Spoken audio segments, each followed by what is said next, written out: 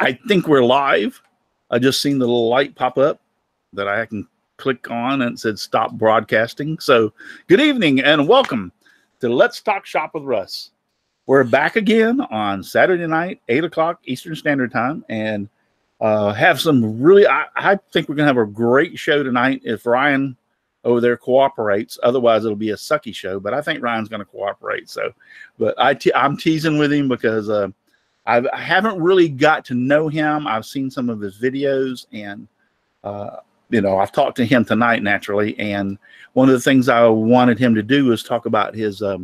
He makes this stool out of barrel staves, for beer barrel staves, and I wanted him to talk to us about how he made that. So that's what we're going to do tonight.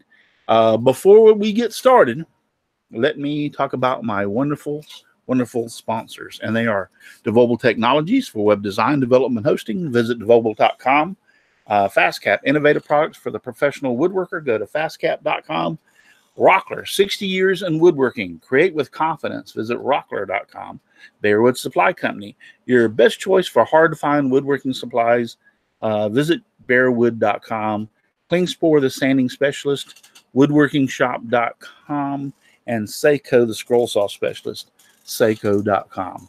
That's my group, and they all are very, very good sponsors. I enjoy working with them, and they give me lots of good stuff to give away to y'all guys. So. And before we go down the list, I just want to say hi. Aussie Man's out there. Ken McCrory is out there. Matt Haas is in the chat. Hi, Matt. Hold on, let me get my Chris Nealon's out there. Bob Lee, Dave Hart, James Parker, Aussie Man, I think I said him, are all out there in the chat watching the show tonight. Those are the ones that I see as of right this minute. So if you have any questions, we'll let you know when the time is to ask Ryan about the if you have any questions. So let's go down the list and let's find out who we have tonight, and let them tell you where you can find them on all the social media. Let's start off with Mr. Russ Meadows. I knew you were going to do it. I knew it. All right. Russ Meadows from Rusty Nails Wood Shop. Facebook and Instagram. Not much of YouTube, just barely there. But y'all can find me in the lowlands of Beaumont, Texas out here, freezing our tail off at 50 degrees. Ha ha, 50. Take it. Back to y'all. You know, there's a little thing that we usually say here in Florida. It's and that is, it's colder than a well digger's ass in Beaumont, Texas. I've said that ever since my father, I think, said that. But yeah, it's colder. Yeah, so it must be pretty cold in Beaumont. It's cold. All right, Paul. Hey, Russ. Paul Corliss, Paul's Messy Workshop on YouTube and on Instagram. And great to be here tonight. And I appreciate your having me. No problem. Thank you for being here. Al. Hey, hello everyone. Great to be here. Al Forte, Odessa Woodworking on YouTube, Kilroy79763 on Twitch. Find me everywhere actually, Kilroy79763. Still working on the Dungeons and Dragons LCD table, but hopefully I'll get something done this weekend on it. Tomorrow, in fact. Hey, tomorrow, Sunday, 2 p.m. Twitch, Kilroy79763. Great to be here, Russ. Thank you. Thank you for being here. Ken. Hey, it's Ken Moon, Moon Pie Creations. You can find me over on YouTube, Facebook, over on Instagram. Usually put out videos on Friday and any other time of the week that I feel like putting them out. So thanks for having me, Russ. You're welcome. Russ, why don't you warm your wife up? She says over there in the chat she has 3 T-shirts on and she's still cold. She's not here. Oh, well, where's she at? She went to the favorite place that y'all normally find me sitting in the parking lot at. Wally World? That's the place, by God. And I ain't going tonight. Oh. She just put on there, she said, it's cold. I had 3 shirts on and I'm still freezing. I told you it was cold over here. Yeah, cool. Katie. Tell her to go to NPC room. That's where all the computers are at. She'll warm up real quick. Katie, how are you doing? Doing good. I'm Katie Dotson. I'm on Facebook. That's pretty much it. I have a YouTube channel that I never do anything on. But I just come here to bother people. Where do you live at? I'm in Georgia, Northeast Georgia. Yeah, it's you're not scheduled to get any. Are you going to be getting any snow? I don't think I'm going to get any snow. It has today it's just been a real duck grounder of a rain. Yeah. So in mud up to my knees, but yeah, we're supposed to get. It's supposed to start raining here either sometime late tonight or in the morning. It's supposed to get real cold because we got the cold. The dogs can't go out, so it's like being locked in the house with a bunch of toddlers with ADHD that don't really speak my language. Yeah. I love it. Dixon. How's it going, Russ? Hi, everybody. Dixon Hoffman. You can find me on Facebook and at hoffmansignsandDecals.com. It was so hot out today that the popcorn in the garden popped. The cows saw it, thought it was snowing, and froze to death. That's pretty good. I like that. It wasn't Brenda's cow, was it? No, she's cold up here in Wisconsin. Yeah, I'll bet. Yeah, y'all are all. Chris lives over there, and you live in the Boston area. They're supposed to get a ton of snow from what I was watching today. Chris? Yep, Chris here at the old Cranky Workshop, and the shop is closed for the winter, but he's right. We're looking at probably at least a foot. And then temperatures are not supposed to be above freezing till sometime mid next week. So now, it's going to be a fun ride. So just before you tell us where we can find you, now when it gets that cold, does your heater pretty well stay running all the time constantly, or does it cycle? Pretty much, yeah. It shuts down, and as soon as it starts to cool, the fires right back up. Yeah. So it's gets a little pricey this time of year. Yeah, I'll bet. So tell us where we can find you. You'll find me on YouTube and Facebook, and you'll find me down at the pub Sunday watching the Cowboys. I mean, the Patriots continue to play football and head to the Super Bowl. So. Yeah, how about them Cowboys? How about them All Cowboys? Right. They lasted longer than you did. Oh, my team is still playing, boys. I don't know what to tell you. That's all right. Your team has got one left, and that's it. They're not going any further. After that, this time of year, you're going to find me on cruises from here on in. I'm getting tired of this cold. Brenda. Thanks, Russ. I'm Brenda G. Brenda G's Designs, representing Indiana, where it's currently 21 degrees with about 8 inches of snow on the ground, headed down to 4 degrees tonight. And then it's going to be followed by sleet for an encore. Yeah. You'll find me on Facebook. You'll find me on YouTube as Brenda G's Designs. I'm on Twitter. You can send me messages there on Twitter or on Facebook. Yeah, I see Ken over there playing that fiddle. And where you'll find me is in the house where it's warm. This gal ain't going out till spring. Yeah. I just seen John Schaffner. He's out there in the chat, and he was telling me today he's going to get like to 18 to 24 inches at his place in New York. And he said he was going to make me and send me some snowballs.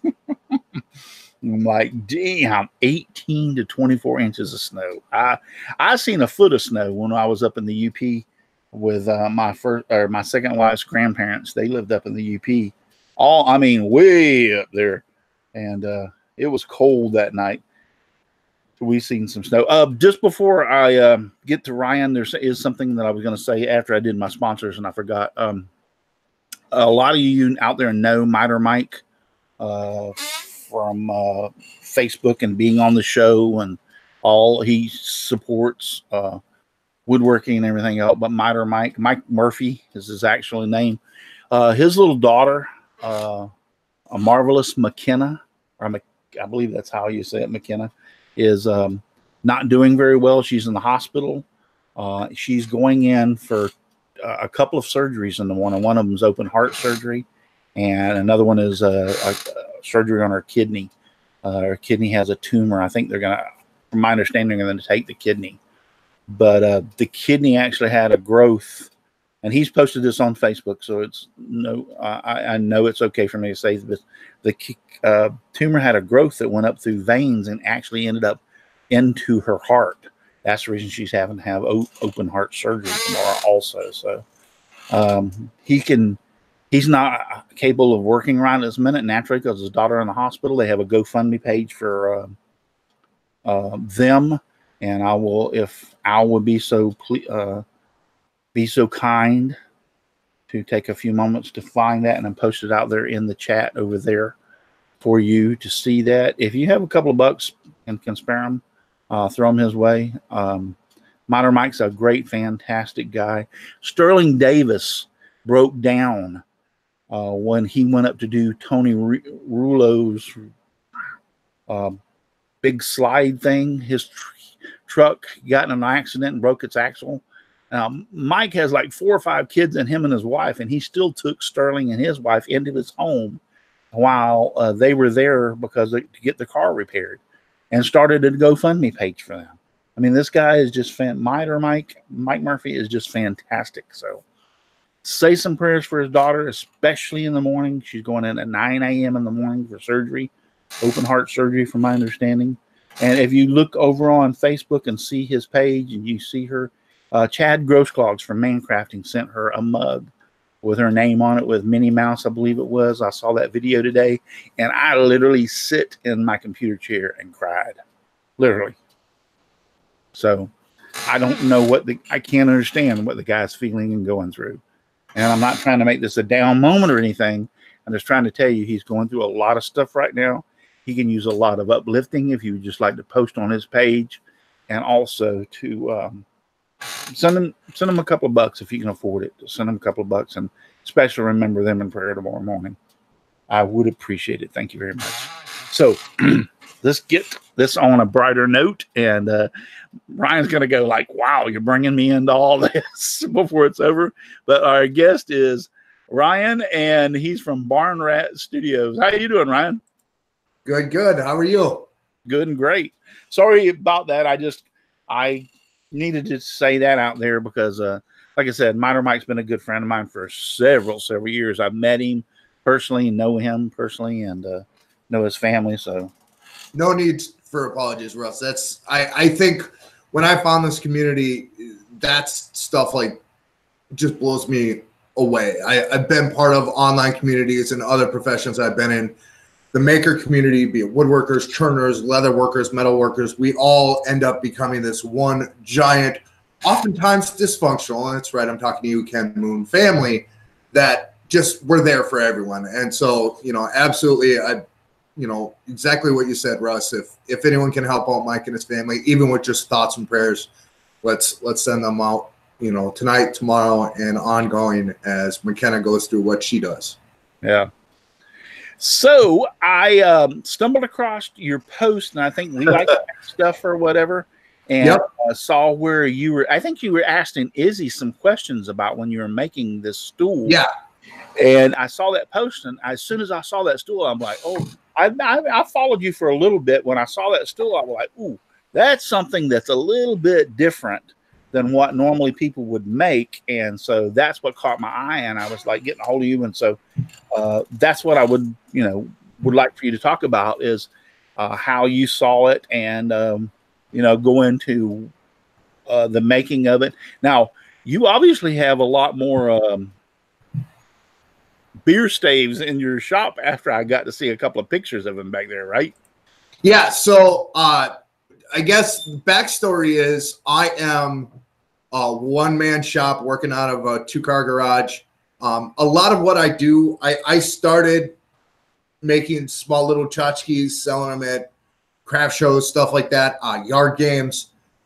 And then I would the natural progression, everyone goes through, friends, family, neighbors, hey, here's a picture. Can you make this? And I ended up finding out I have a really decent knack at reverse engineering Pinterest photos. So I make the joke that show me one picture from Pinterest and I can recreate it. Well, I had a customer who I'd say probably a year ago, I did an accent wall for her in her kitchen, and back in I'd say probably September or August, reached out to me and said, hey, we're redoing a lot of stuff in our basement. We want some furniture made. Is this stuff that you can do? And I said, absolutely. You know, send me some pictures and let me know what you want. One of the pictures they sent me, and I mean, they sent me 16 different projects. They are actually the only thing my shop is making for January and February is this basement. But one of the pictures they sent me was of a stool made of barrel staves. Now, I do have to correct you, Russ. It is not beer. I am in the wonderful state of Kentucky now, which means that they are bourbon barrel staves. Oh, so, bourbon. Yeah, Okay, I gotta give love to that. It is bourbon. Now, one of the side effects of working with bourbon barrel staves and having darn near close to 900 of them sitting in my shop is for the past 8 months, my shop has smelled fantastic. It doesn't smell like lacquer. It doesn't smell like sawdust. It smells like the sweet, sweet smell of bourbon, which is great. But no, are you catching a buzz too with all the fumes coming off of the? I take a pinch of sawdust and I stick it down between my gums and my cheek. Like, I'm good to go. Yeah. Yep. But no, so my client gives me this photo, and the minute I look at this photo, I know exactly what it is, because almost exactly a year ago to this weekend, I had the pleasure of going up to Kalkaska, Michigan to help Izzy Swan set up a shop up there. And while we were up there, he took us on a tour of a furniture manufacturer that he does consulting work for. And Timber Creek Furniture, that's the name. And the tag at the bottom of this Pinterest photo that they sent me was Timber Creek Furniture. I'm like, okay, there's no way I have to recreate an Izzy Swan build. I'm not going to be excited about that, because we all know Izzy and how he works. And just because it looks one way in a photo doesn't mean it's actually going to work out in real life. And this bloomin' stool is proof of that. I started working on it probably, I'd say 4 or 5 weeks ago. Had a general idea. Instead of using steel rod and pressure caps, I was going to use threaded rod and acorn caps and a bunch of other things. And I just thought, well, math is math, and I'll figure it out. And the geometry behind this stool blows my mind. It's not just taking, 4 barrel staves and the ring from the barrel and turning them into a stool. It wasn't that easy. It was, the whole process from the picture that the client sent me is of a 28-inch bar stool, and the client wanted 30 because they're on the taller side and they wanted to go with a pub height table. So I had to elongate everything. And again, when you're dealing with one photo off of Instagram, especially when it is in a white background, you have nothing to use as a reference. A lot of times I will cheat and I'll look at a photo from Pinterest or from, Etsy or whatever. I'll go, okay, they put a can of, soda next to it. So I know the can of soda is going to be a certain height. Now I can use that as a reference for how big this needs to be. Well, I had nothing with this bar stool. So it was something I tried for 2 weeks to do on my own without bugging Izzy. And then finally I had to call him and say, hey, man, what did you do? How did you do this? And he started laughing at me right away, because the problem I was having was the original plan for this bar stool was 4 barrel staves that made the seat, the actual seat that you sat on. And I can't turn the camera around and show you guys, but I have literally almost 1,000 barrel staves in my garage. So I have different, lengths, widths, different curvatures to work with. And I could not find the right staves to make it work. So I called Izzy. I said, dude, I cannot for the life of me figure out how you did the seat.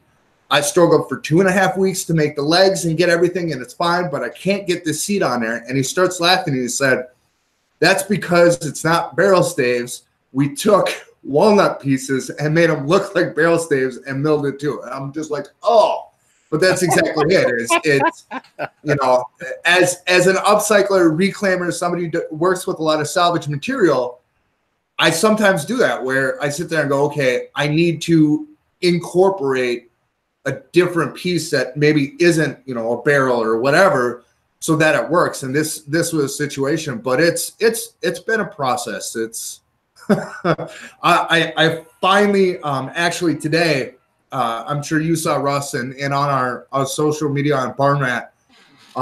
We've decided to move away because I don't have anything against new wood.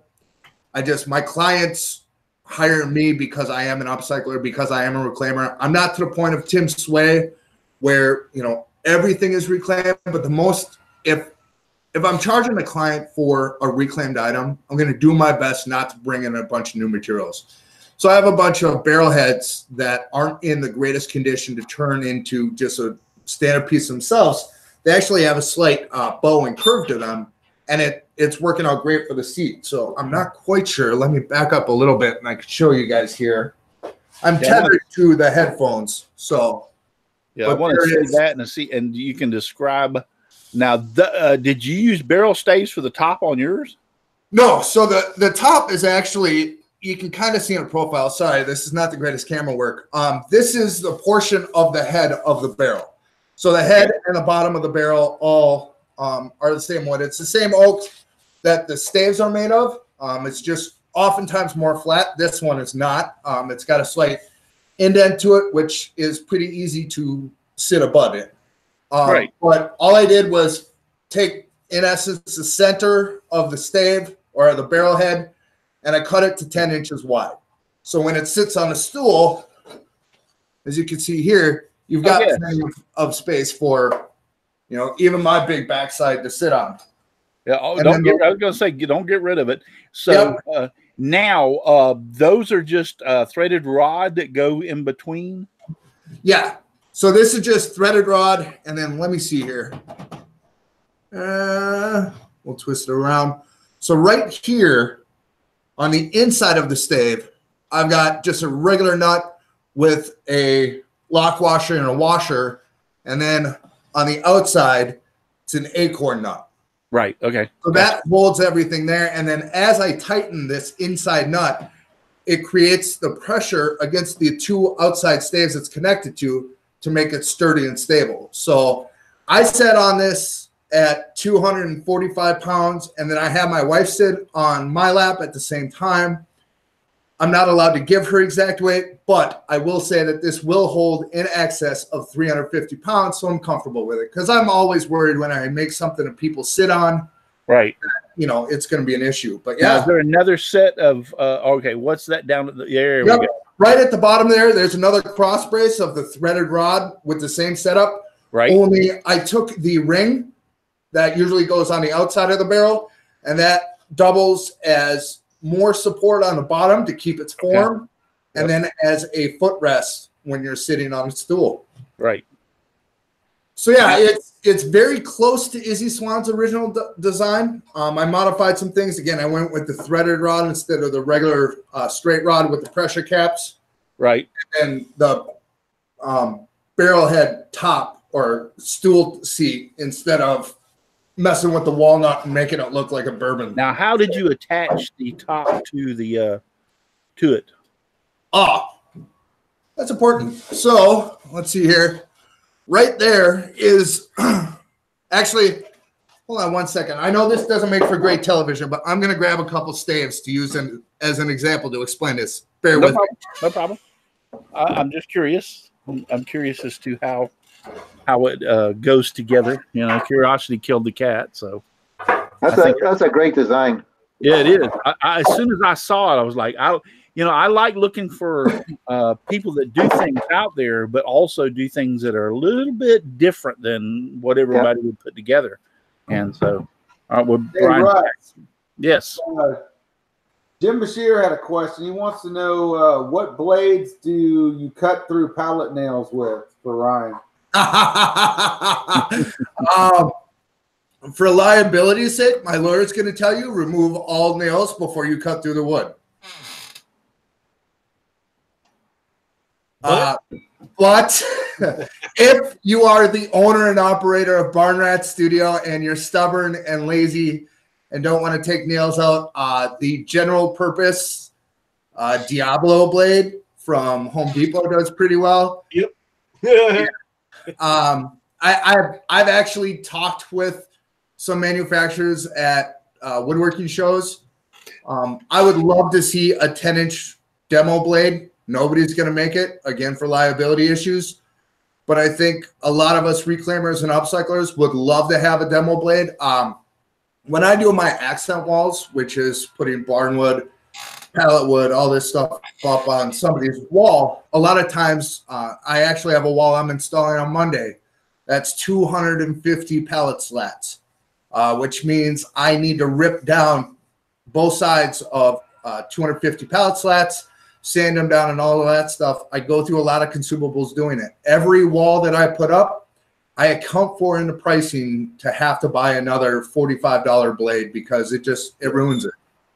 Oh yeah. But I also look like the State Puff Marshmallow Man wearing full SWAT gear when I'm doing it. I'm wearing I'm a big fan of Duluth Trading Company. I grew up in Minnesota. That's where the accent comes from. It's not Canada, it's Minnesota.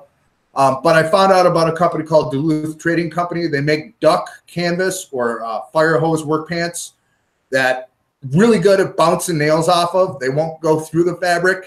And then I'll usually wear a sweatshirt along with my Carhartt jacket and my bibs and then a full face mask when I'm ripping everything down. So I look like I'm prepared for battle when I'm in my garage ripping down pallet slats, but that's because there are nails flying out, and I'm not about to pull Bill Lutz where all of a sudden I go in the bathroom and see that there's a nail lodged in my cheek. Now, when you're using these demo blades, you're talking about with a Sawzall, right? Sawzall's demo blade? Yeah. So when I break down pallets, I'll use a demo blade on a Sawzall, but for circular saws, for hand circular saws, a 7.5 inch, they make demolition blades for us. You can cut the studs, but they don't make a 10-inch demolition blade. And I want them to make a 10-inch so I can put it on my tiny little Ryobi job site saw that I use for breaking down pallets on. Yeah, they're not gonna. They don't make. That's a pipe dream. Yeah, they don't, because you're not supposed to cut that crap on the damn table saw. Okay, but you know, I understand your logic and your thinking, but that's not supposed to happen. That's a no-no.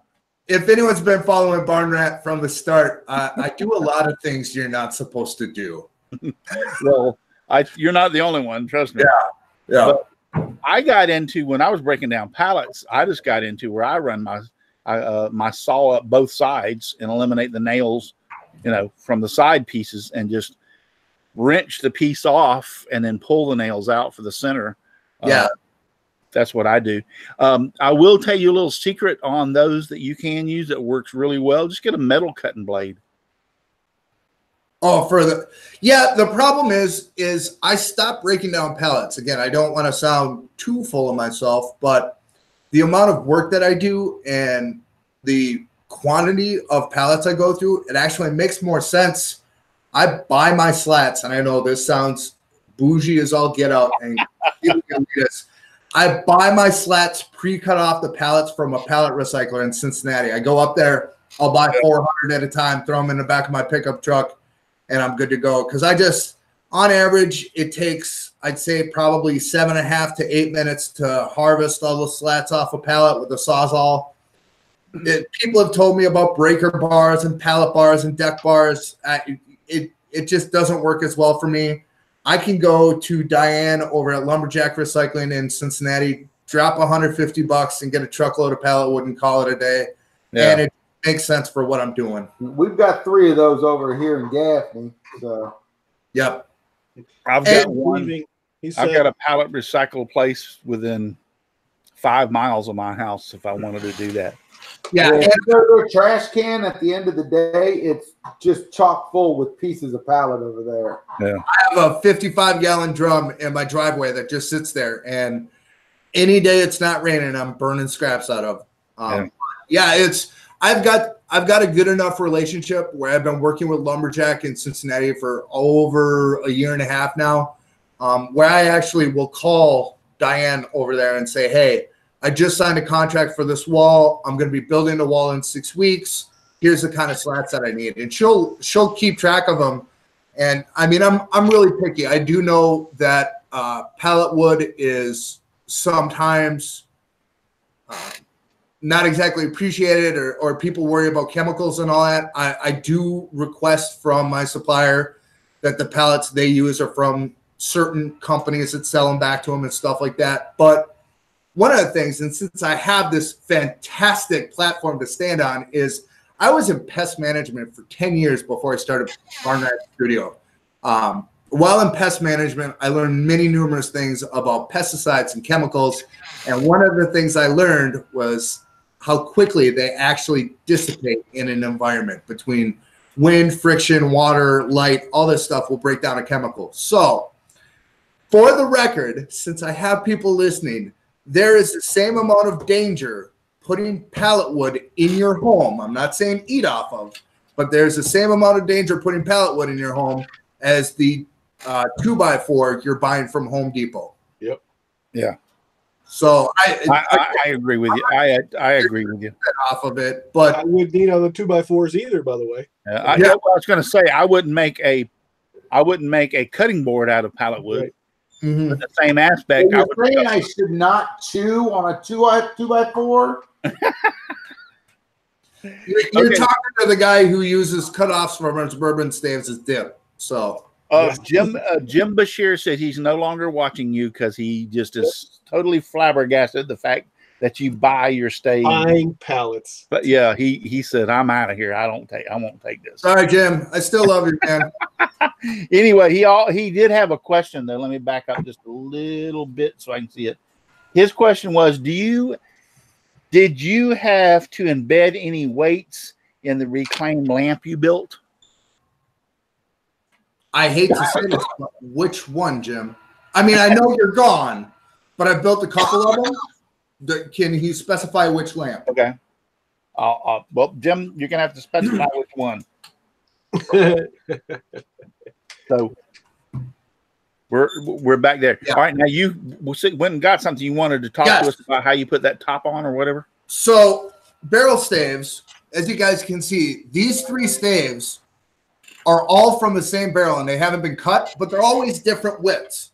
So when the cooper, the guy who makes barrels, makes it, he takes just random pieces. There's not a certain number of 6-inch staves and 2-inch staves and 3-inch staves. So a lot of times I can, without having, because ripping one of these on a table saw, you think pallet wood on a table saw is difficult. Take a bowed piece of wood. Yeah. And run it through. No. So I don't rip down barrel staves at all. But what I can do is when I need a thin piece, I end up with these smaller staves that are pretty nice to work with. And so one of these small 2-inch staves I cut down, and if you can barely see because the lighting's not great, but right there, Yep. Okay. across the support of 2 of the upright staves on this side, and then on, there we go, that side. Okay. So you just have them on 2 sides. Yeah, I just put the 2 staves on the sides. So on the profile, they're kind of hidden. Yeah. But then from the bottom, I should have planned this better, is just 3, quite literally 2-inch deck screws that I run through that cross brace support into the top. Aha. Now we got your sheet, because I was sitting there looking at that going like, how the hell did he mount that thing on there? To use pocket holes on the inside of that or what? So Yeah, But the legs aren't screwed in at all. It's just the supports that are Right, screwed in correct. the legs, and then the supports up to the Yep. Yeah. He said, Jim Bashir said, the one on your channel, the reclaimed lamp. Oh, no, that is no weight, actually. That was an offcut I stole from Izzy's shop in Kalkaska. So I don't know what that was. It was an amalgamation of metal and wood pieces that I just grabbed from Izzy's shop, and I said, hey, I'm taking this back to Kentucky. Deal with it. And it sat in my shop for, I don't know, probably 3 months. And I'm like, you know what? I want to make a lamp, and this would be a really cool base for it. So yeah, no, it was really heavy. It was really dirty. I still to this day don't know what exactly what it is. So if you've ever been in Izzy Swan shop, identifying wood species is not always the easiest thing to do with his cutoffs and scraps. So yeah, that's where that came from. And then actually most of that lamp was scraps that I pulled out of his shop. So I went up there with a friend, Sam Kuth, and we drove. He flew up from Florida to Cincinnati, rented a truck, and we drove up to Kalkaska, and we filled the back end of that F-150 and drove it back from Kalkaska to my shop here in Kentucky and unloaded it. And for most of last year, a lot of what I made was scraps from Izzy's shop. Right. So hoping to do the same thing in Atlanta. This Joel Crawford character keeps posting pictures of his firewood, and I'm hoping to rent a much bigger truck and just load it all up and take it back. Because again, be it upcycled, salvaged, reclaimed, as long as I can get better purpose out of it. A lot of what people consider trash, I turn around and sell and pay for all this for. Yeah, cool. Now, can you tell us what bourbon or whatever was in the staves? Like, was it Captain Morgan or? So I use a cooperage in Louisville that deals with a couple different. So here in Kentucky, just like in some cities, craft breweries are popping up everywhere. There are distilleries and craft distilleries popping up all the time. I found a couple staves that have the marks on them. But the staves that I bought, I actually bought a 7.5 foot 48 by 48 pallet stacked with them for $50, which I do not recommend putting that much weight in the back of a Dodge Ram 1500 and driving it 2 hours. My poor truck was screaming at me by the time I got back to Kentucky. I'll bet. To Cincinnati. So, but no, I just under the rear axle to kind of keep it propped up. It was centered. It was just there wasn't much life left in those leaf springs, especially. I don't know if anyone's drove 75 north from Louisville to Cincinnati, but they don't exactly maintain that thing. So there's a lot of potholes in every bump. I sit there and said, "Did I just lose the backside of my truck?" Yeah. I got home and that was a mistake. You needed my truck. I got a Dodge 35 one ton. Yeah, dually 4-wheel drive with the Cummins diesel in it. It would have carried that without any problem. I just took a load of scrap out of my new shop in Ohio. I'm trying to clean up, and it was 1,000 pounds, and it wasn't happy having that in the bed. And I mean, it's an old truck. It kind of goes with the aesthetic of Barn Rat. It's a 2000 Dodge Ram. It's got a green hood. The rest of the truck is gray. It's got the typical rust marks and all that stuff, but it looks like the truck that. Well, that's exactly it. It's character and it's aging, and it's exactly what I sell all my customers on for their products is. Oh no, that's not a scratch. That's age. That's it's a feature. It's a feature. There we go. My truck's older and uglier than yours. We call it character. That's right. Up here it's called character. Yes. Yeah. The character behind the wheel is on my truck. Now, on whenever you finish the stools, take that back. What do you finish the stools with? What do you put on them, like lacquer or whatever, or do you just send them out? By the time these stools are done, they will have likely about 8 to 9 coats of lacquer. So, well, here's the thing. This stave, and I'm going to learn better anyways, but every stave is charred on the inside. Right. It gives the bourbon the flavor. So before I even work with the stave, before I cut it down, before I do anything, I take one of my cordless drills, put a wire brush. Well, it's not wire because wire will embed itself in the cracks. Oh yeah, it's a plastic wire brush. It's a wire cup, and I just run it through, knock all the big char off, and then I put 4 coats of lacquer on just the backside, just to work on it, so I don't end up turning my face and everything in my shop black with dust. Yeah. Then I use the staves in whatever medium I need to build, and then I do it a little backwards. I will make something to make sure it all fits. I take it all apart, do the finish standing, and then actually finish it and put a couple coats of lacquer on it and call it a day. Right. So because a lot of what I make I've never made before, so I want to make sure everything is set and everything goes in place. I won't use any glue. I'll minimally tighten fasteners just to make sure everything lines up. Then I'll take it all apart, sand it all down, and then finish it, because I've learned too many times if I sand it down and finish it and then it's wrong, I just get pissed off that I spent all the time sanding and finishing when I should have known it didn't fit. So as long as everything fits, then it earns the right to be sanded and finished. No, that's actually a good idea. So on the that metal band that you use, which is part of the metal band on the outside of the barrel, you have to actually cut it and bend it to make it that small, correct? Yeah, I just take a cutoff wheel, cut it to size, and then drill the holes through it so the rod can go through. Right. And I usually, again, that's just go over it with that synthetic wire brush that I have. How thick is that metal? It's not 1/8. It's not 1/8 of an inch, is it? It's thinner than that, right? Yeah, just about. It's an 1/8 to a 1/16. It all depends. Has a lot to do with the fact that these barrels are usually 15, 20, sometimes 30 years old. So there's buildup on them. Right. Okay. So yeah, some thick spots, but again, I clean them up and then a couple coats of lacquer to kind of keep the rust from falling off on somebody's floor or getting on the bottom of their feet or their shoes, and it'll be good to go. All right. No, I mean, as soon as I saw that and I watched it and watched the video and everything, or you haven't put a video out, but I saw your posts.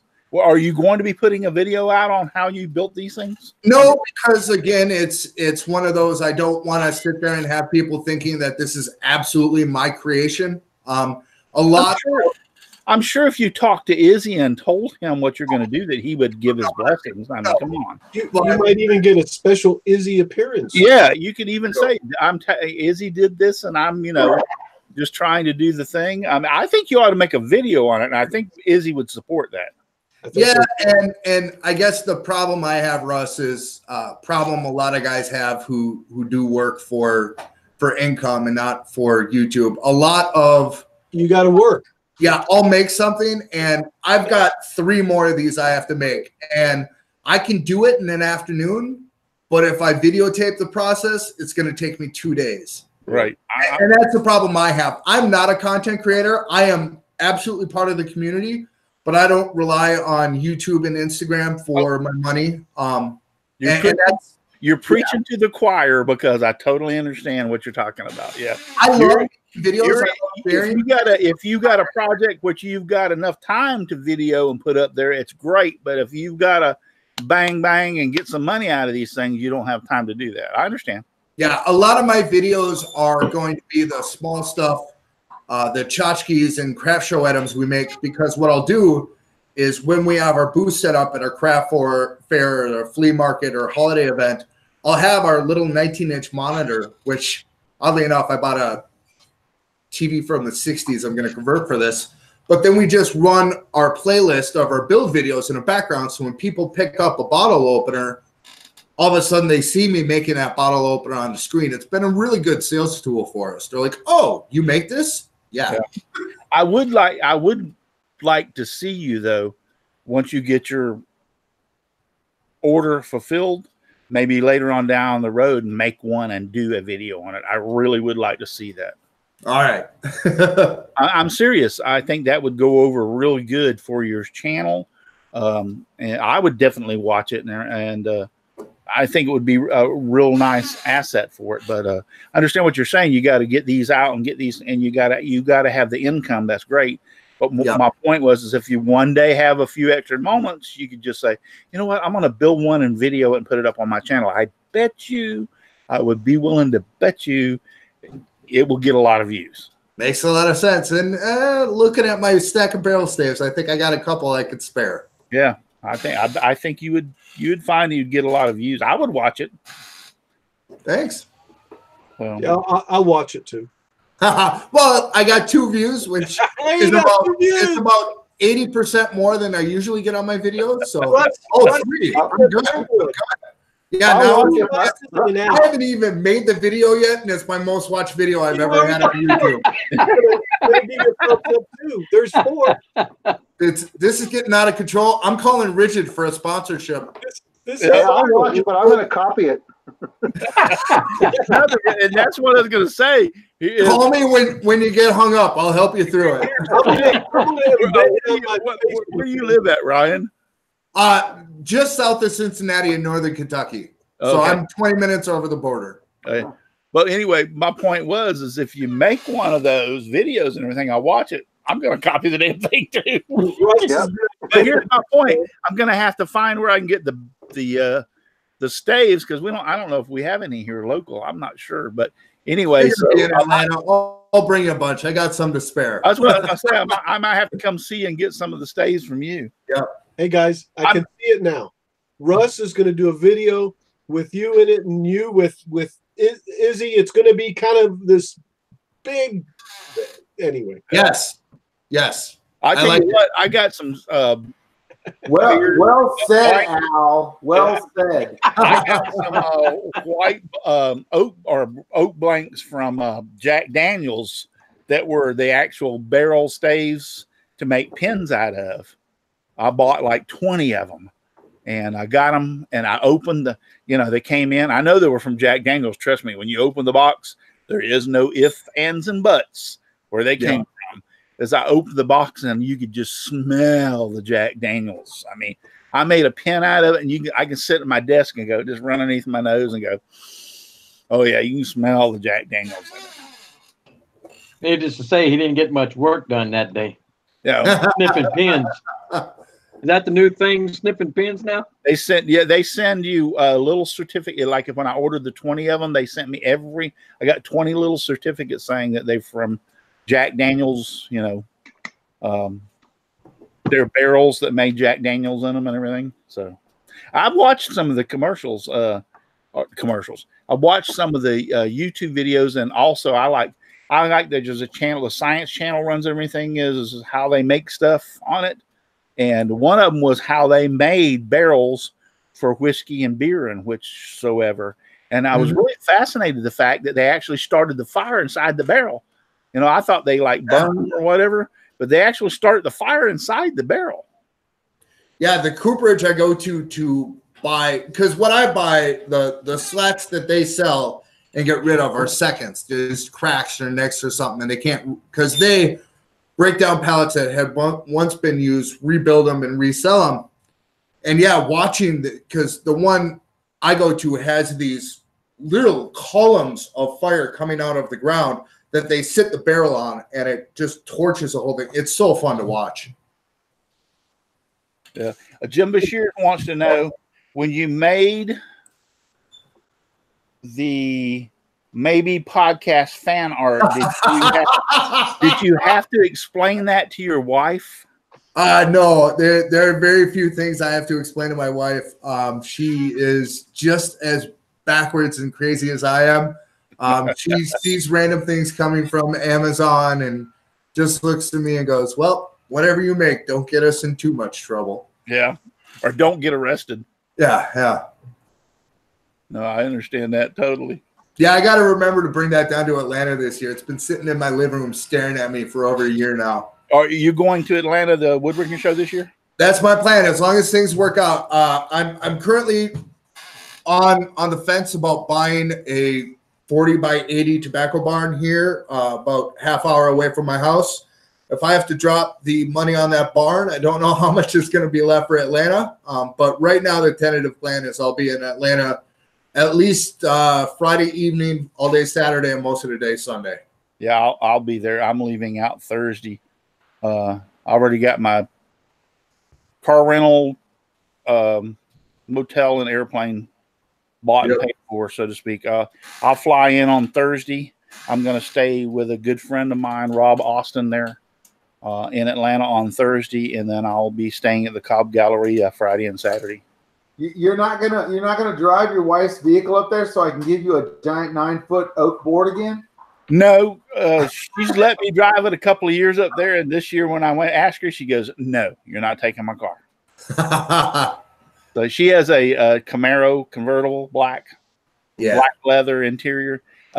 2 years in a row, I have brought. The first year she went up with me to the woodworking shows, I bought a full-size jet floor model drill press and we loaded into her Camaro and brought it back home. So he had to put it in pieces, but it made it. Yeah, they took it out of the box and we bubble wrapped it and put it in pieces, but we made it all the way back. The Camaro squatted a little bit because me and my wife and then all the luggage and a full-size drill press inside of it, but we came home without any problem. So the year before that, Ken gave me a board, and I told him I was driving my wife's Camaro, and he gave me a board 14 foot long, like I can get that in her Camaro. Then what's his name? Franklin from Franklin Woodworks. Rob Franklin. Yeah, Rob. He brought a battery-powered saw, and we cut it up into pieces so I can get it my wife's. So I asked her the other day. I said, "Hey, am I going to be let me drive your car up to Atlanta this year?" And she goes, "Nope." I said, "But it was so funny to go back where my truck was parked and seeing all this sawdust all along the parking garage in front of my vehicle." So I told her, I said, "Well, I'm not driving either. I'm going to fly up. I'm renting a car, stay there for a couple of days, and I'm flying back." He's going to rent a truck to go home with. So, any more wood up or down that way this time? You're missing out. Do we have any questions for Ryan? How do you say your last name? Ridgley? Yep, Ridgley, just like the landmass. Yep, Ridgley. Any more questions for Ryan out there? It's all right. In the chat. Have anybody seen anybody on the panel get any questions for Ryan? I got a question. How the hell do you get any work done? You're on Facebook more than I am. Yep. ADHD, my friend. So I always tell people, like, we've all been to Best Buy, right? You walk in and there is that wall of televisions and it's glorious. And they're usually playing one or two different shows on that wall because that's what the normal brain can deal with. Me, I need every single TV to be a different show. Otherwise I lose my mind. And so I got 30 million things going on. If I did a share screen right now, you guys would see that I have my Facebook tab up. I have my YouTube tab up. I have Google Hangouts. Plus I'm sitting here trying to figure out what my client emailed me this evening. And it's the way I work. It drives my wife nuts because she'll sit there talking to me thinking I'm not paying attention and try and slip something past me like, hey, I'm bringing another dog home and I'll be able to catch it. But yeah, I just and that's the funny answer. But the true answer, I guess, would be I don't run a woodworking company. I run a marketing company that every now and then makes something out of wood. So I have to be on. Every single dollar that's come through Barn Rat Studio has come from Facebook or Instagram. I've never once advertised outside of social media. I've never once paid for mail advertising or anything like that. Every dollar that's gone to pay the roof over our head, food on our table, electric, gas, and all that has come from the fact that I'm always on social media. And it's something my wife had to learn to deal with because, yeah, there are times I'm messing around on Facebook with, the We Like to Make Stuff group or Southern Woodworkers or whatever.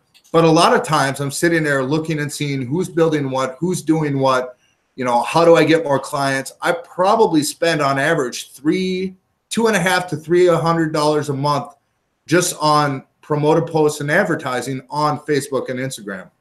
Well, I know you're a posted damn fool on Facebook. I was like, yep. Every page I go to, We Like to Make Stuff. Ryan's there. Yep. Scroller or not scrollers, but something on YouTube. Ryan's there. Go over there. Ryan's there, and I'm like, damn, Ryan. But here's the question, Russ. If somebody says Barn Rat, do you know exactly who it is and what he does? You're right. Yeah. Then I'm doing the right thing. You're right. Exactly. I understand what you're doing, and you're doing it very well. I mean, I have to commend you. Your YouTube channel, I don't think you got like 200 or 200 or 300 subscribers, but once again, like you had mentioned there, you're not into YouTube's not going to be your main production or main stay. Your production is making stuff to people and selling it, turning it out in your shop. If you get a YouTube video up and if it turns out real great, that's fantastic, but that's not your main thing. Right. And I mean, that's exactly it. And I've had to have hard conversations with some companies that have approached me already, mainly not because I have a great following or anything like that, but because I have a mouth and I use it and I use it a lot. They want to sometimes have me do something. And I say, I don't make my content for that. You know, my YouTube channel, my Barn Rat Facebook page, and my Barn Rat Instagram page are not for the maker community. It's great that I have support and love out there, but what I put out there is so that Jane Smith, who wants a barn door, sees Barn Rat, and I make Jane Smith a barn door. Now, if Ken Moon sees it and says, this guy's nuts, I want to be his friend, I'm totally cool with that. But I didn't make my content for Ken Moon. I made it for Jane Smith. However, I don't feel special now. We like to make stuff, Southern Woodworkers, my personal Facebook page. That is all me dinking around, having a good time, saying, what did I do? You know, taking photos of, you know, plastic lips on, you know, pallet wood that's on a metal frame for, you know, we like to make stuff art, that kind of stuff. That I do for the community. And so that's kind of why, again, you guys sometimes see Barn Rats posting 6 times a day. Well, 3 of it is for the company, and then 3 of it is for the maker community. Right. Hey, Ryan, I think you might have a problem. Oh, you're going to tell him? Hold on just one second. Patrick's Wood Shop said, never heard of him. Barnwood who? Patrick, my guess is because you are a woodworker, and I pay a lot of money for Instagram and Facebook not to put my ads in front of you. Yeah. They're more than likely going to be put in front of your wife and your wife's friends or whatever. But again, you got to be in the Cincinnati area. You know, within 100 miles of Cincinnati, you'll hear of me. I was actually, I had a battery issue with my pickup truck and had to go to AutoZone, and I was coming out with the battery, and this guy looked at me, he's like, hey, you're that Barn Rat guy, aren't you? I'm like, yeah. He's like, yeah, my wife's bugging the heck out of me about you. I have no idea who this guy is. He has no idea who I am, but his wife knows who I am. And because I wear a Barn Rat shirt everywhere I go, the bandana is everywhere. I've got Barn Rat plastered on my truck. I've got it plastered on my wife's Kia Soul. It's all about branding. So yeah, I don't run a woodworking company. I run a marketing company that occasionally makes stuff out of wood. No, you're right. You're marketing yourself, your business and everything that's out there. So do you know Patrick Woodshop? No, not that I'm aware of. Okay. He's a real cool guy. I know Patrick. I've known him for years. So knowing Ken Moon, was it a bonus or a punishment? Well, I mean, it's Ken. So well, yeah, because I'm trying to keep my perception of Barn Rat and the community okay, I will say Ken's the greatest thing in the world. No, I really do like Ken. He makes good videos. I believe my intro to Ken was going down a foray about a headless teddy bear. Hey, Dan Engie, my shop. Dan Enge's reminding us not to forget the shop confessions. Yeah, we won't forget that. I was just going to say, Patrick is an asshole. We hate that guy. Patrick, I like him already then. Yeah, Patrick's workshop. Me and him go back several years, 3 or 4 years probably. But he was one of the people that helped me get started here doing the Let's Talk Shop with Russ. He was very instrumental in that, and also some other things that he has done for me throughout the years, supporting my channel and some of the stuff that I do. So I would just like to say, hi, Patrick. Love you, bro. He's a heck of a nice guy. Like I said, he's done a lot for me in the background that a lot of people don't know. And I do appreciate you, Patrick, very, very much. We know.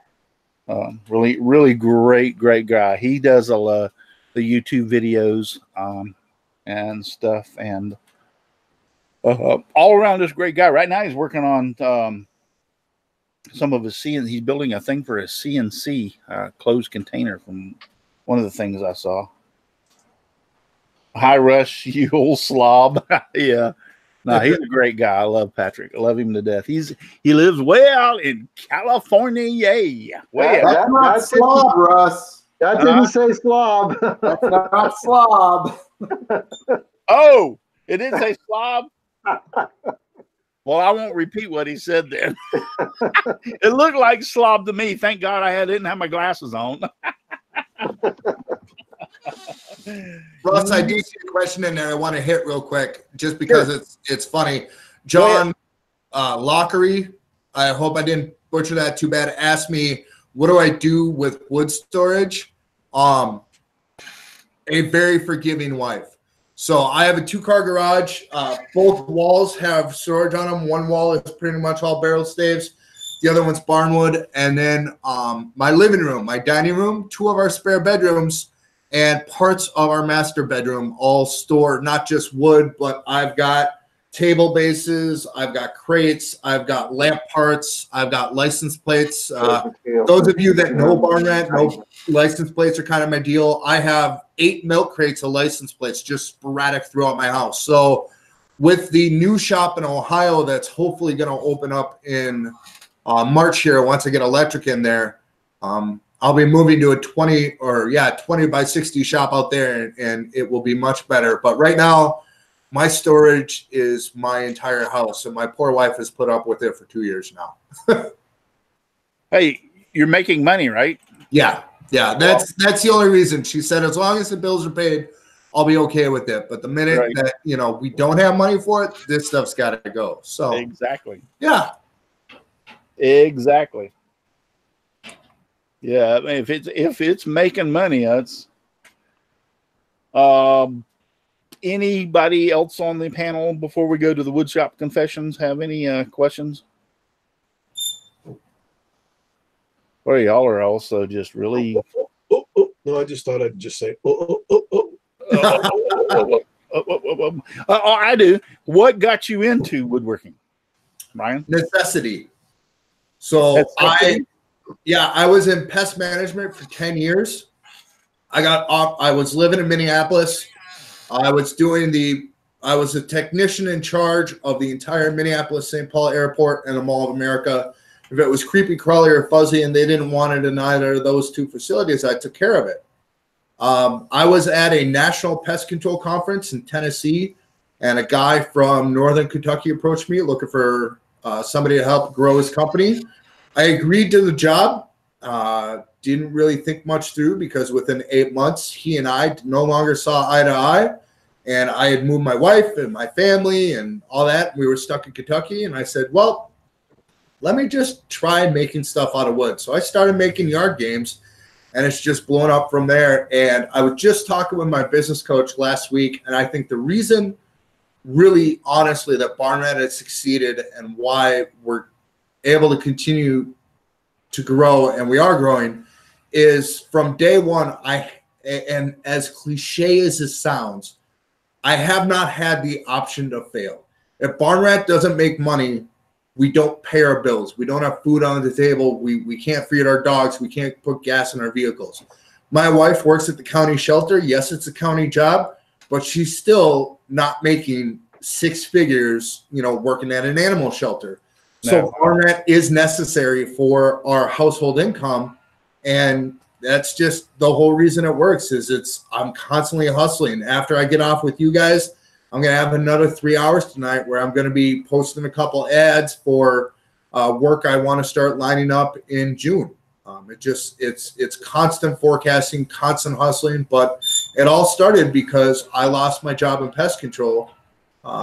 And thought I need to find something to do. And I had a shop full of tools from just collecting them over the years. And I said, well, I bet I can make some yard games. And it just kind of grew from there.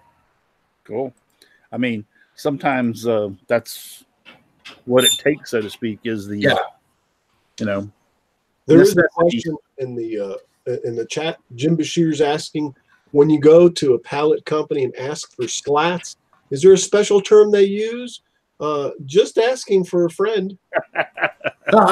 So not all recyclers break down their pallets to slats and buy them. honestly, I ended up finding the company here in Cincinnati because they had posted some ads on Facebook Marketplace to sell some of their, they have 4x4x4 crates that they fill slats. And I realized that was the easy thing to do. I have approached some other pallet recyclers when Lumberjacks is out and I still have projects to do. I have to find it. It's rare to find a recycler that will sell you the slats, but they all break them down. It's just a matter of finding ones that'll sell them to you. Cool. Just for a note, we've had as high as 53 people watching, and I have 36 thumbs up. Smash it! So if you don't mind, all y'all out there watching, give me a thumbs up and let me know I'm doing good, and let me know you like. Oh, well, I'll take that back. You don't have to like Ryan. Just give me a thumbs up. Yeah. Give me a thumbs up. Your thumbs up off of Barn Rat. That's a bad idea. Give me a thumbs up. I would appreciate it. Thank you so very much. I do appreciate it.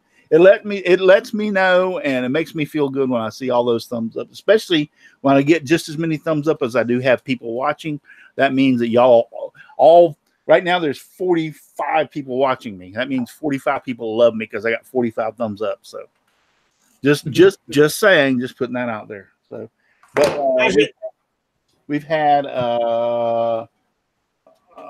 Jim Bashir's has been out there. James Parker's been out there. Trying to find Patrick from Patrick's Wood Shop. Tim Guba has been out there. Appreciate you, John Lockery. Steve Good. Ken McCroy. Who? Steve Good. Steve. I saw Steve Good out there a little before.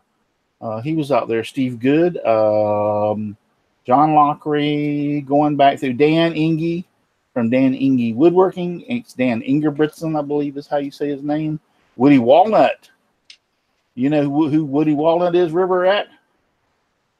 Because he goes Woody Walnut, River Rat. So Woody Walnut's been out there. Aussie Man has been out there in the chat. I appreciate all y'all being in the chat. And look, they do it every time. Isn't that so beautiful? I look down and I went from 36 to 42. Boom, thumbs up just like that. Thank you so very much, guys. I appreciate it when y'all do that. I really, really, really do. So, all right. So we talked to you about the woodshop confessions. Mm-hmm. So, I think you understand that. So what do you want to confess? I do. Tonight? We want to hear the most juicy too, by the way. The most juicy. Not the little easy stuff. No, blood is better. Right. Well, it was close. As a reclaimer, upcycler, salvager, I sometimes deal with materials and products that don't exactly have the most transparent of lineage.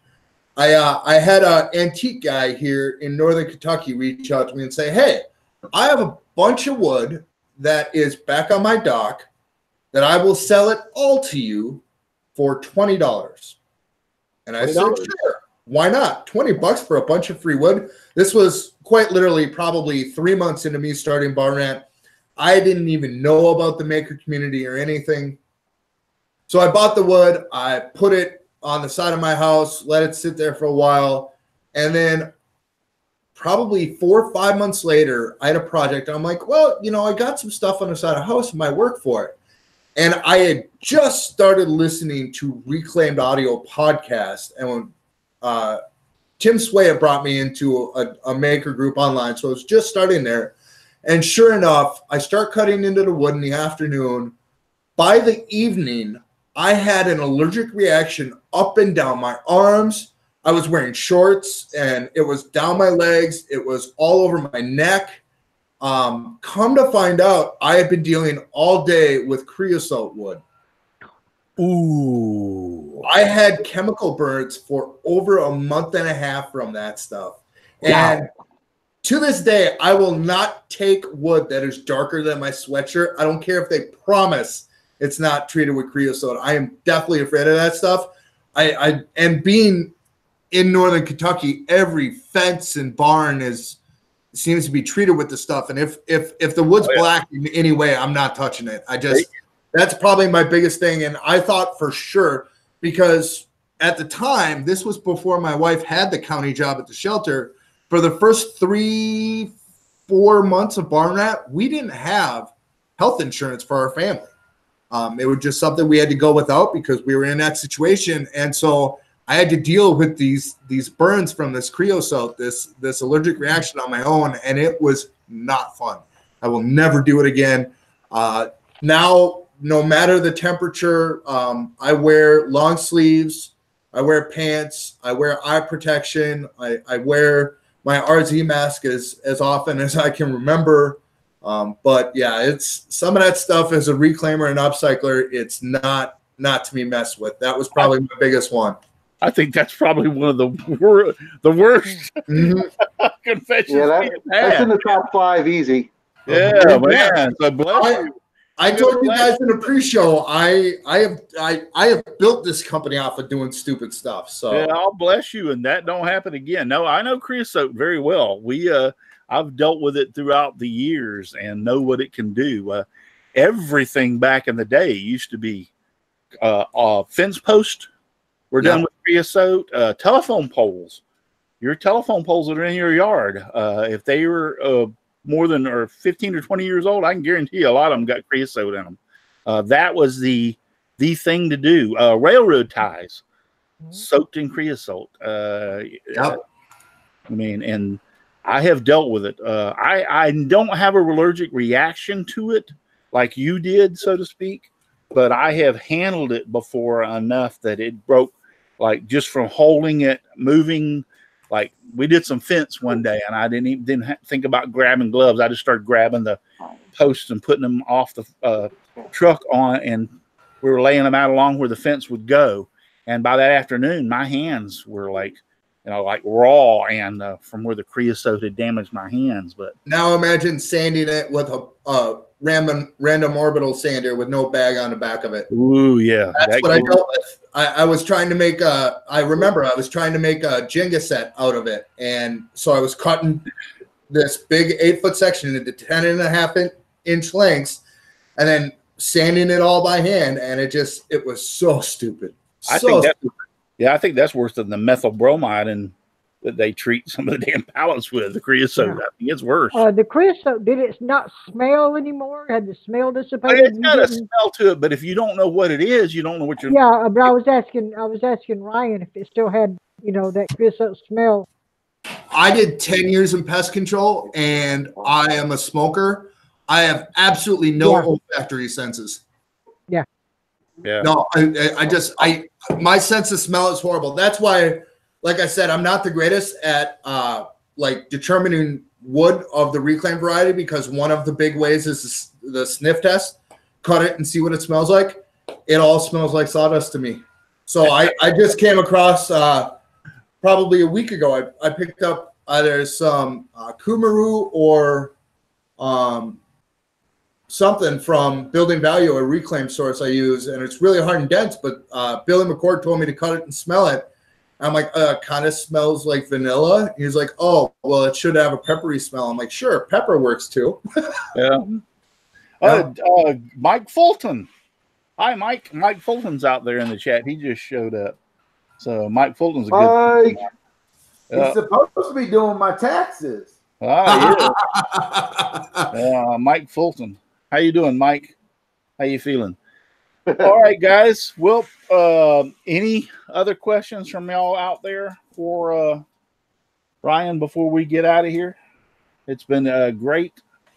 Learned a lot. And like I said, I would like to see you really, personally see you later on down the road. I know you, like you said, you have to do stuff to support your family, but on one day when you don't have anything to do and you're going like, hey, I think I will make a video on how I made this stool and post it. I think you'll be surprised how many views you'll get off of it. I really do.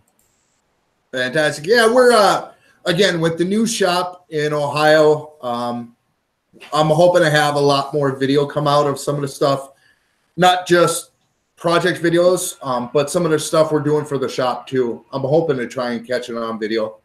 I don't know if I want to read this or not. I was tempted, but I'm not either.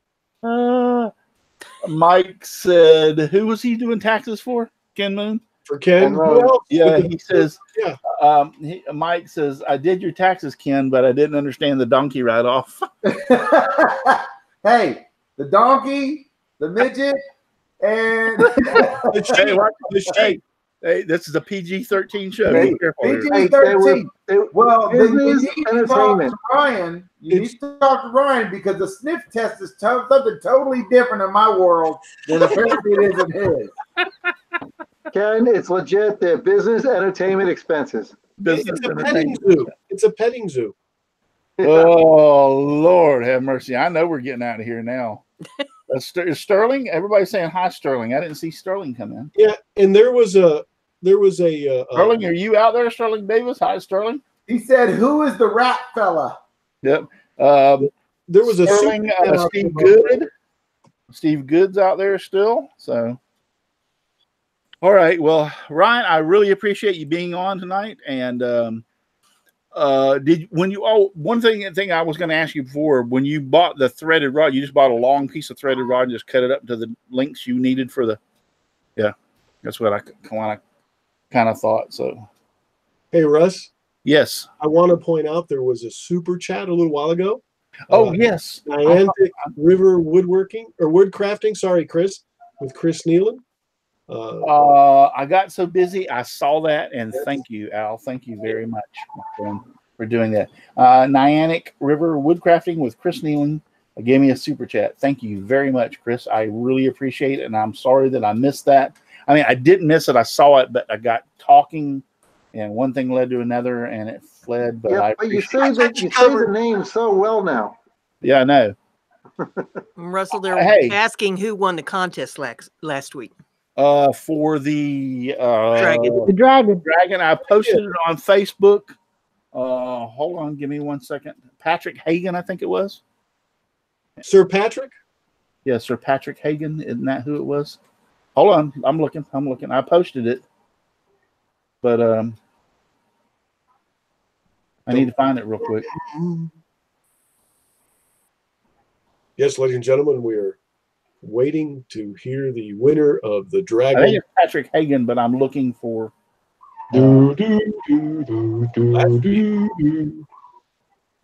Things like this sometimes take a little time, but it's something that's well worth waiting for. The winner of Brian's Long Dragon is Patrick Hagen from Tennessee. He won Brian's Long Dragon. Patrick I'm Hagen. sorry for getting that out a little bit late. Like I told some of the guys earlier, before the show started, that my son-in-law's grandfather had passed. Matter of fact, he passed during the show last weekend, and my wife didn't tell me until after the show. When I went inside, she was like, "Yeah, that Virgil had passed. He was a great guy. Great guy. I knew Virgil. He was almost 90. He was a Korean War veteran, almost 90. He is 89 years old. He would have been 90 this July. So really a fantastic. He had one of the best jobs in the world. He was there for a while. He was a Walmart greeter, and used to love to go up to our local Walmart because he worked up there. And as I would go in the store, he'd say, "Hey, Russ, how you doing?" You know, we'd stand around and talk and everything. And for a little while, just an awesome man. And he became an angel last Saturday night while we were doing the show. He became an angel. So, but yeah, Patrick Hagen is the winner of the Long Dragon. All right. So if we don't have anything else, big thank you again to Ryan. I appreciate you being on here tonight. Thank you, Brenda. I appreciate it. Chris, Dixon, Katie, Ken Moon, Al, Night, folks. Paul, and Russ Meadows. I appreciate all y'all being on here tonight. We had a great time. I learned a little bit. And like I said, I think I want to try to make me one of those stools. I think it looks pretty doggone cool. I ought to post some more pictures on your. Everybody go to his Facebook page, Barn Ranch Studios, and look at see if he posts some of the pictures of the ones that he made, because it looks pretty doggone cool. All right, only one thing we have left to do, and you know what that is, and that is just give me sawdust, lots of sawdust all around me and everywhere. I like it flying all around my shop and even in my short beard and short hair because I just got a haircut. Good night, everybody. Thank Bye, you. y'all. folks. Hi, boys and Good girls. Bye, Good night. everybody. Hello, Move Chris. on, move along. Remember, you don't have to go home, but you cannot stay here. Listen to the man. Adios. night.